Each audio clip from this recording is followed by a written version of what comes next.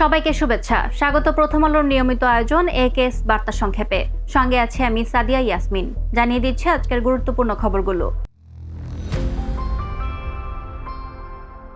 দেশের জনগণ পাশে থাকলে কঠোর হস্তে দেশের আইনশৃঙ্খলা নিয়ন্ত্রণ করা হবে বলে উল্লেখ করেছেন বিএনপির চেয়ারম্যান তারেক রহমান।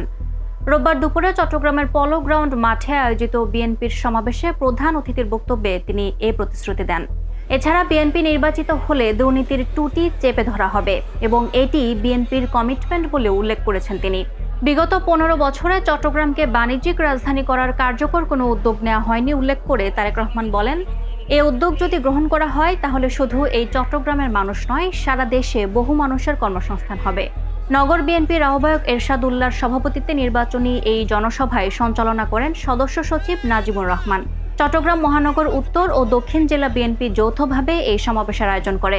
চট্টগ্রামে রোববারের এই সমাবেশে অন্যান্যদের মধ্যে আরও বক্তব্য দেন বিএনপির স্থায়ী কমিটির সদস্য আমির খসরু মাহমুদ চৌধুরী, সালাউদ্দিন আহমদ, বিএনপির ভাইস চেয়ারম্যান মীর মোহাম্মদ নাসির উদ্দিন।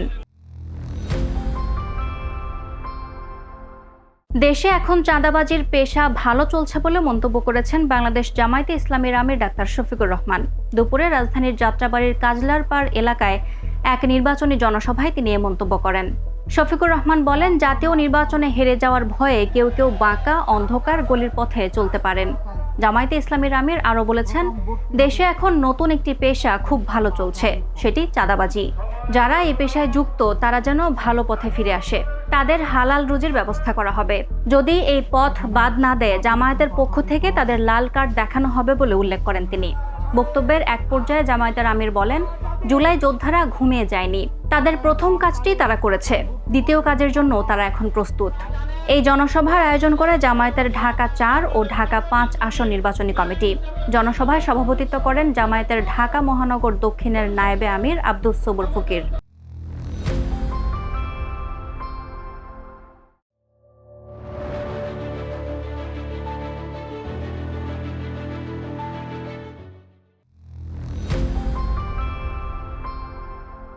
আসন্ন ত্রয়োদশ জাতীয় সংসদ নির্বাচন ও গণভোট উপলক্ষে বাংলাদেশে নিযুক্ত বিভিন্ন দেশের কূটনীতিক ও মিশন প্রধানদের সঙ্গে বৈঠক করেছে নির্বাচন কমিশন। প্রধান নির্বাচন commissioner CEC AMM Nasir Uddin বলেছেন, ত্রয়োদশ জাতীয় সংসদ নির্বাচনে নিশ্ছিদ্র নিরাপত্তা ব্যবস্থা করবে নির্বাচন কমিশন ইসি, যাতে সবাই শান্তিপূর্ণভাবে ভোট কেন্দ্রে গিয়ে ভোট দিয়ে ফিরে যেতে পারেন। বিষয়টি ইসি ঢাকায় নিযুক্ত বিভিন্ন দেশের কূটনৈতিকদের সামনে তুলে ধরেছেন। রোববার রাজধানীর গুলশানে হোটেল ওয়েস্টিনের বলরুমে এই গুরুত্বপূর্ণ বৈঠকটি অনুষ্ঠিত হয়। কূটনৈতিক কোরের সদস্যদের মধ্যে বিভিন্ন দেশের রাষ্ট্রদূত, হাইকমিশনার, ইউরোপীয় ইউনিয়ন ও জাতিসংঘের প্রতিনিধিরা বৈঠকে উপস্থিত ছিলেন। আসন্ন জাতীয় সংসদ নির্বাচনের সার্বিক প্রস্তুতি, নির্বাচনী প্রক্রিয়া, আন্তর্জাতিক পর্যবেক্ষক নিয়োগ, নির্বাচনের স্বচ্ছতা, আইনশৃঙ্খলা পরিস্থিতি সহ নানা জরুরি বিষয়ে কূটনীতিকদের অবহিত করতে এই বৈঠকের আয়োজন করা হয় বলে জানান ইসি। বৈঠকে সিইসি এএমএম নাসির উদ্দিন সহ নির্বাচন কমিশনার মোহাম্মদ আব্দুর রহমান এল মাসুদ, বেগম তাহমিদা আহমদ, মোহাম্মদ আনোয়ারুল ইসলাম সরকার ও ব্রিগেডিয়ার জেনারেল অবসরপ্রাপ্ত আবুল ফজল মোহাম্মদ সানাউল্লাহ অংশ নেন। আইসির অভিযান বন্ধ করতে হবে স্লোগানে Minneapolis, New York, Washington DC ও সান ফ্রান্সিসকো শহর জুড়ে ছড়িয়ে পড়েছে তীব্র বিক্ষোভ। মিনেসোটাতে অভিবাসন ও শুল্ক প্রয়োগ সংস্থা আইসির গুলিতে অ্যালেক্স প্রেটের মৃত্যু বিক্ষোভকে আরও ভয়াবহ রূপ দিয়েছে। শনিবার মিনিয়াপোলিসে অভিবাসন আইন প্রয়োগকারী ফেডারেল সংস্থা আইসির এজেন্টদের গুলিতে 37 বছর বয়সী অ্যালেক্স পেট্রি নিহত হন। প্রত্যক্ষদর্শী ও ভিডিও ফুটেজ অনুযায়ী প্রেটি বন্দী হওয়ার সময় মাটিতে পড়ে এবং পেছন থেকে গুলির শিকার হন। এই ঘটনায় শহরের হাজারো মানুষ রাস্তায় নেমে স্লোগান, ব্যানার ও প্লেকার্ড হাতে ট্রাম্প প্রশাসনের কঠোর অভিবাসন নীতির বিরুদ্ধে প্রতিবাদ জানায়। ফেডারেল কর্মকর্তারা দাবি করেছেন, প্রেটির কাছে অস্ত্র ছিল এবং তিনি সহিংসভাবে এগিয়েছিলেন। কিন্তু স্থানীয় নেতা ও সাংবাদিকরা ভিডিও বিশ্লেষণের প্রমাণ দেখাচ্ছেন, গুলির আগে প্রেটি অস্ত্রবিহীন ছিলেন। মিনেসোটা গভর্নর ও পুলিশ প্রধান বলেছেন, নিহত ব্যক্তি বৈধভাবে অস্ত্র বহন করতেন এবং তার বিরুদ্ধে গুরুতর কোনো অপরাধের রেকর্ড ছিল না। স্থানীয় কর্মকর্তারা আইসির অভিযান বন্ধের দাবি জানিয়েছেন। এর আগে একই শহরে আইসি সদস্যের গুলিতে নিহত হন রিনি নিকোল গুড নামের আরেক ব্যক্তি।